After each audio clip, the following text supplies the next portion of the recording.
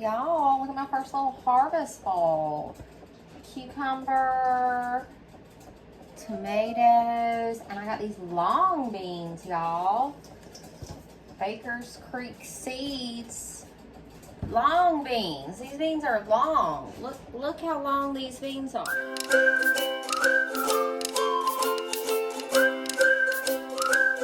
Hey y'all, it is me, Azalea, and you're watching my YouTube channel, Azalea's Way. I do things my Azalea way. Now, we have had a really fun time here lately because it's been 4th of July, and we have some little rituals we do in our family. We always spend 4th of July with my parents, and we go to a 4th of July parade, and a lot of the times there's a slip and slide, a little grilling out, fireworks in the driveway, that kind of thing. And I love to provide my children with ritual. I love to provide my children with traditions. This is something that grounds you. This is something that gives you a sense of identity. This is something that will anchor you to your past in a good way as you fly into your future. So anyway, we had our traditional 4th of July fun yesterday. Today is the 4th of July, but yesterday we started celebrating. So we have had a really good time celebrating 4th of July. Whoa, that thing is slick. Splash, splash, splash! Azalea, our mimosa tree has gone crazy this year.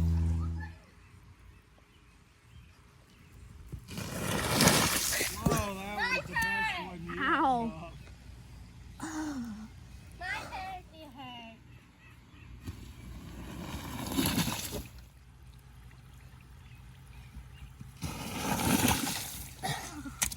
I tried it. There's no way for me to get my arms on my sides to peg myself. See you coming down? Yeah. Oh, one more time. I say yeah. Ready.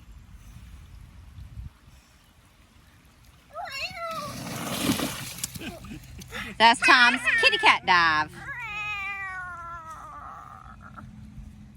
Is the water? Oh, it's rolled over.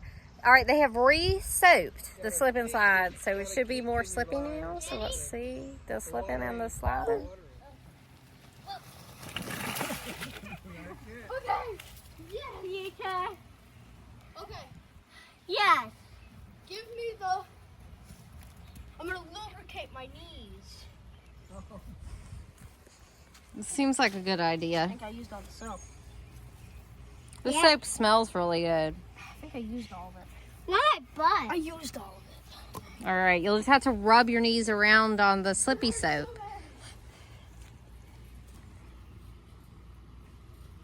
All right, he's really running from far back. I know. You filming? I'm filming. Oh, this is gonna hurt so bad. Oh my God.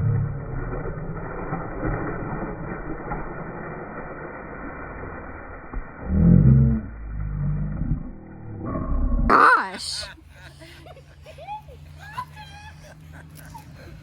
There's so much soap in my mouth. Daddy! All right, Z. God. Oh my goodness. I tried to do this. Yeah. That's not my get my hair show. Ready.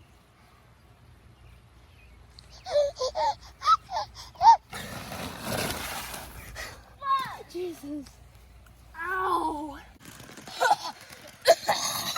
You need to come out of the smoke. Over here. I wanted the purple color. Wow.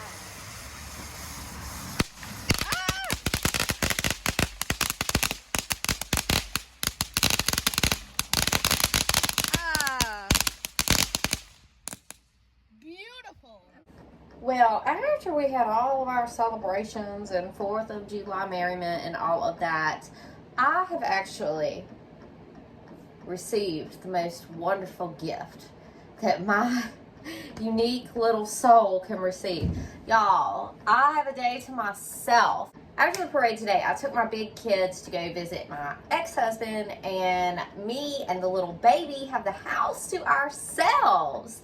And John is visiting some friends, and y'all, I love alone time. I thrive on alone time. I was raised as an only child, and I need to be unobserved. I need to be, like, my baby is my baby. It's my little baby. And so that's, like, different. But, like, even now, like, my big kids can wear on my nerves.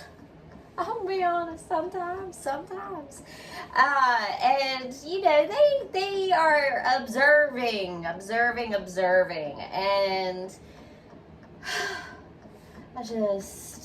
I love my alone time.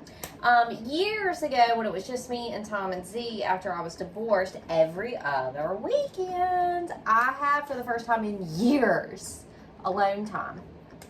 And it was so good. And I did a lot of deep cleaning, I did a lot of my minimizing, I did a lot of my planning and my dreaming, and I watched a lot of Murder, She Wrote. I did art. I had an art show. I was working on my painting, and having that little bit of time. And I had one friend I would sometimes try to go to brunch or something with, but mostly it was just me all alone. And I would do my grocery shopping during that window of time, because ZZ used to be a nightmare to take in a store. She would cry and not understand why she couldn't get all these different things, and it was a struggle to communicate with her. And so I would go by myself and just grocery shopping by myself, and cooking and planning and cleaning and gardening, but also just like sitting perfectly still. I love alone time. Just sit still and just gaze into the wall and not have anyone ask you, what are you doing? I love that. It like I get all stressed out and coiled up, and just that alone time lets me just unwind. And I feel free making my videos here with y'all out in internet land, you know. And it's just like, I love it. So when I first I'm on into my day by myself now. And baby's in the playpen. And so the first thing I did was, the baby went down for a nap, and I really just plugged in. I really just plugged in and ate food and just was completely checked out. And I think I needed that little bit of space to do that. So the first thing I did was plug in, and he was taking a nap, and I'm watching my Coffee with Kate, scrolling on my phone, eating. I made quesadillas. I had some avocado. I just really plugged myself in and was just in my comfort little zone out situation. And I think that is good from time to time. Some people do that all the time. That's not good. But from time to time, I know it can be good and let you unwind. And then, you know, after that, I was like, you know what? I need to clear my mind now. So I unplugged everything. And then I just had some quiet time, and I picked some beans in the garden, and little baby came with me, and you know, we prepared some beans, we prepared some pasta, salad. I'm getting a little bit of food from the garden now. It's wonderful. And then I just kind of unwinded in this way for a little bit. And now I'm at the point where I feel productive. I'm ready to get up after unwinding, plugging in, unwinding, unplugging, cooking. Now I feel like I feel a little bit of clear-mindedness. Like I feel like I can my mind is clearing up, and I feel like I can go around and organize little things and feel productive. And y'all, I really like alone time. Cooking up these long beans. These long beans, sauteed.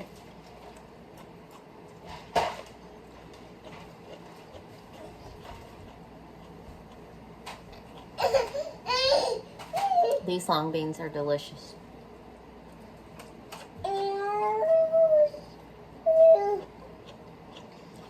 I think we're gonna grow these every year.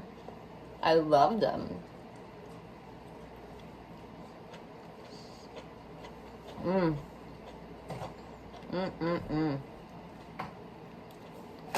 That is good.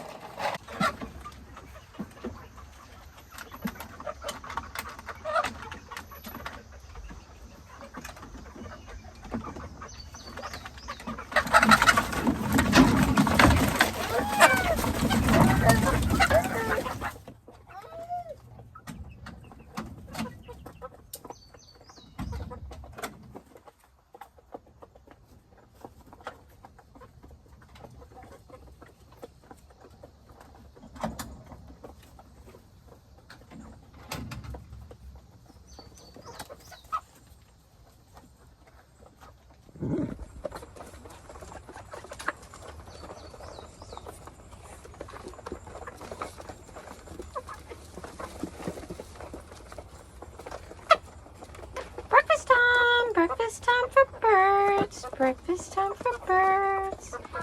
Breakfast time for birds. Hey y'all, it's me, Azalea, and we're having a little coffee vlogging. The baby's taking a nap. It's mid-morning out here. And it is a little bit cool, which is great because it's been so freaking hot. I got my iced coffee with my almond milk.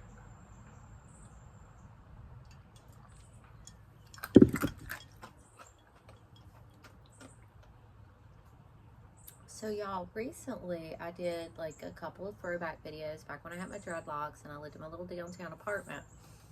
And I made some short videos, just clips from those, because that's how YouTube works these days. YouTube has a lot of people who scroll through shorts, which y'all really aren't that demographic, but as it turns out, the shorts is how I'm getting new followers. So I do take some clips from videos and make a little bit of shorts, and I get some new followers, which is nice. Welcome, welcome, welcome, y'all.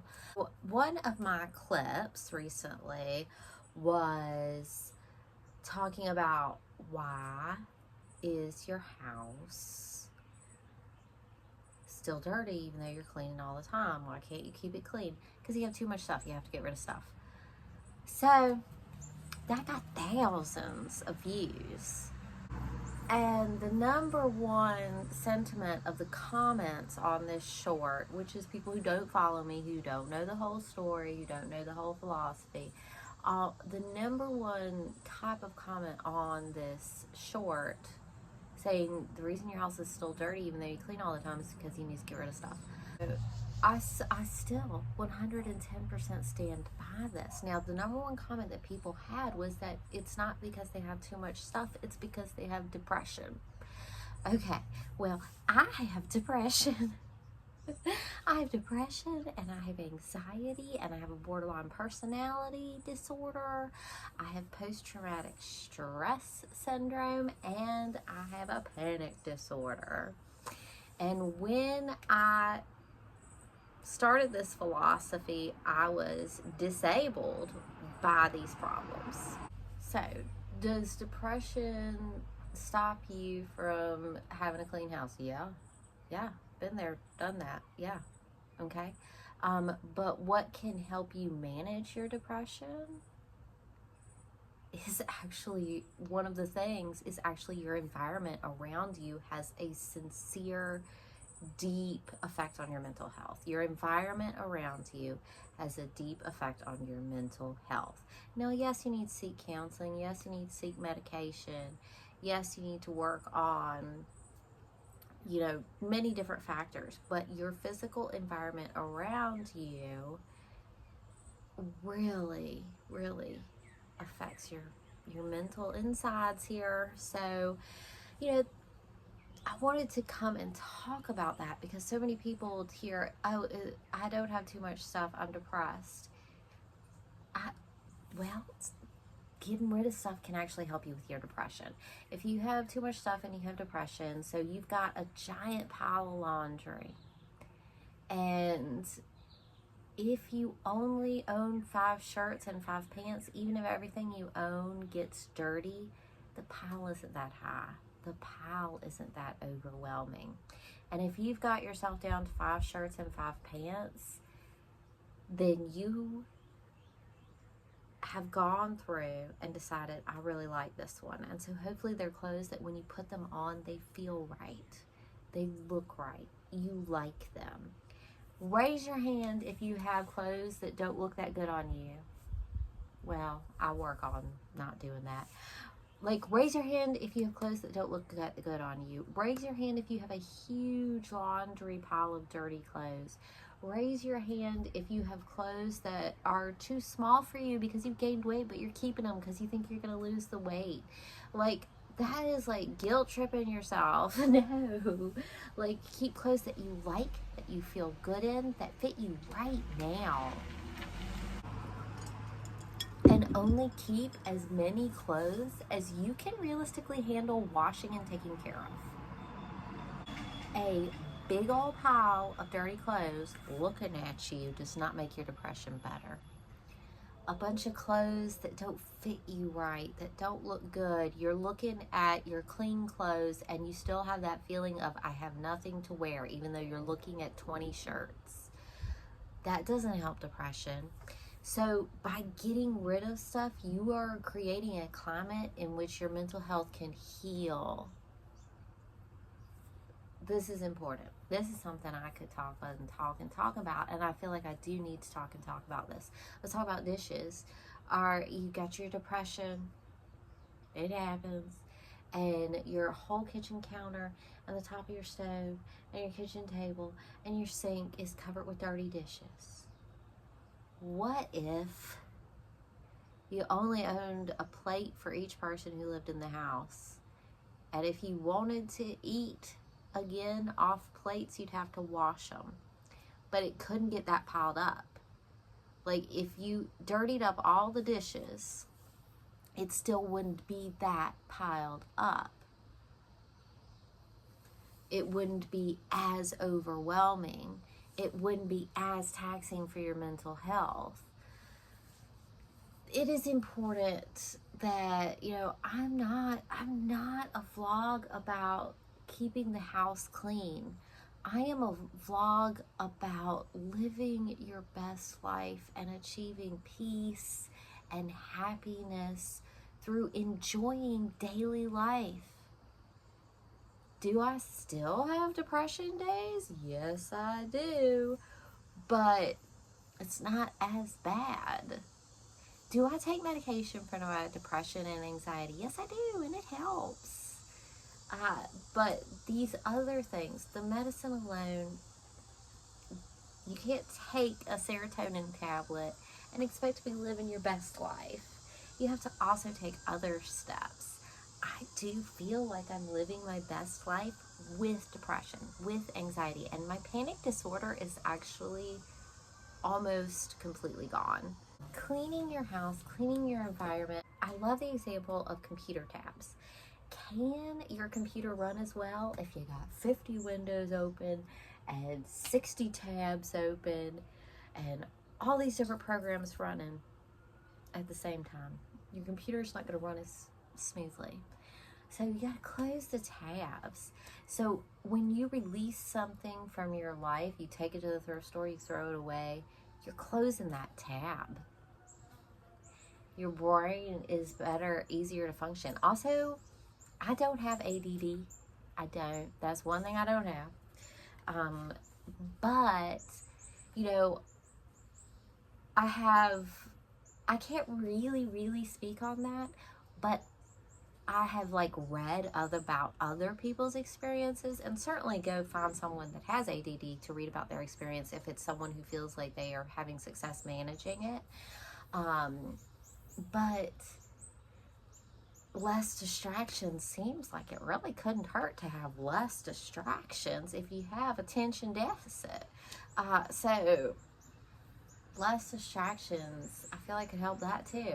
If you're starting with a crazy, built up, cluttered, dirty, messy situation, you're not going to go in there and clean it all today and eliminate everything you need to do today.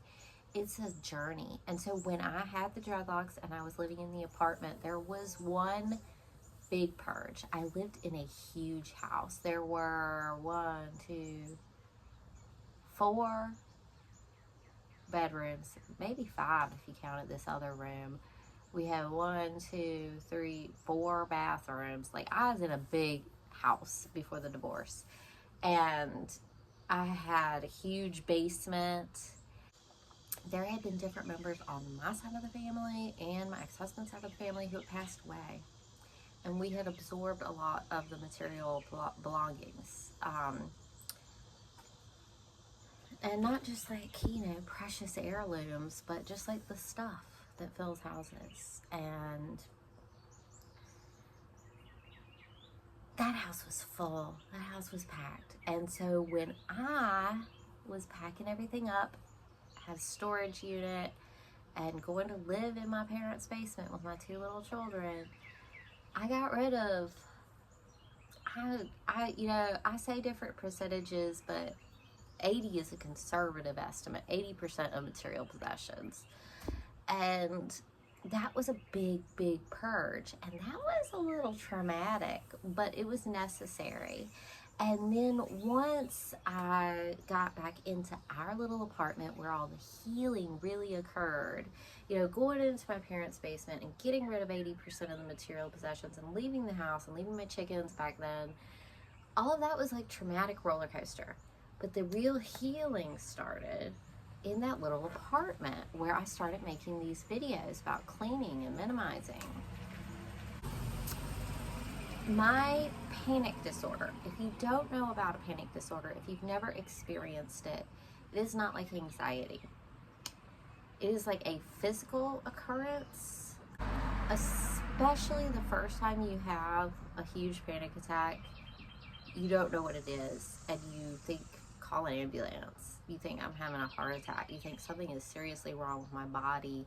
It is a very, very physical, actual shaking, can't breathe, just a crazy feeling inside of you. The first time I asked for an ambulance, first time I had a panic attack, I asked for an ambulance. And my ex-husband convinced me not to call an ambulance, and so I called my mother. This is, the middle of the night, and she came to my house. I didn't know what it was. No one knew what it was. Something was just seriously wrong with me. Honestly, what had happened is I had been visiting my parents, and when I came back home, my ex-husband had torn up all the linoleum in the kitchen. And I had a panic attack, my first ever panic attack. I didn't know it was a panic attack. I thought I was having a heart attack or something. Anyway, it's like ever so slightly humorous looking back on it. Ever so slightly, only because I'm not crippled by it anymore. I couldn't eat in restaurants because I'd have a panic attack. So many different things. I had to stop working because I'd have a panic attack. When I tried to get back to teaching yoga the first time, I tried to get back after all this, I had a panic attack, had to just leave a class. So I know about mental health struggles, and I know that in that little apartment, I found a path to healing. And I'm not saying this is the answer for everyone, but it certainly don't hurt no one to get clean, to get organized, to only keep things that you love that are special, to close the open tabs. I don't keep my emails. I don't keep old emails. Like, I don't have that many emails in my email account. I delete them. I do, right now, I'm not really almost ever looking at Instagram because there's no inspiration and joy for me there anymore. It's not just about minimizing your material possessions. If something isn't helping you, if something isn't inspiring you, if something isn't necessary for your daily tasks, then it's clogging stuff up. It's taking up space that could be peaceful, happy space, but it's actually junked up space. Like if you want to look for an email but you have that you got in the past, but you got 500 to scroll through, gross. If you got 50 to scroll through, much less gross. You can find the things that you really need better. And you start with one trash bag, taking it to the Goodwill. You start with one stack of books, taking it to the little free library. You start with one sack of paper into the recycling bin. And every time you do that, it becomes easier. You build momentum because there's less tabs open. There's less stuff to distract you from what you're doing. It is transformative. And that is, God, love your family. Take care of your children. And healthy mama equals healthy children. And home life is the foundation of everything else. You always have home life, and that's what I'm here, is to build an amazing home life for my children so they can go out to school, for my partner, for me, so we can have happiness. It's all built upon an amazing home life. I see people who just like seem to be seeking stimulation or happiness from a lot of outside sources and spending a lot of money, spending a lot of time, spending a lot of effort, spending a lot of fuel traveling, but find happiness in your own little home. You got it made. So I stand by what I said. And I stand by, if your house is never clean, even though you clean all the time, get rid of stuff. If you have a crippling depression that's stopping you from cleaning, get rid of stuff. If you have ADD, get rid of stuff. It will help. It will not hurt. It's amazing how much stuff people think that they need and how built up and clogged up houses become. Relics from people who passed away. You don't need to save all their stuff. They're in your heart. Pick the thing that is most beautiful and reminds you the most and gives you the most special feeling of that person. Keep that.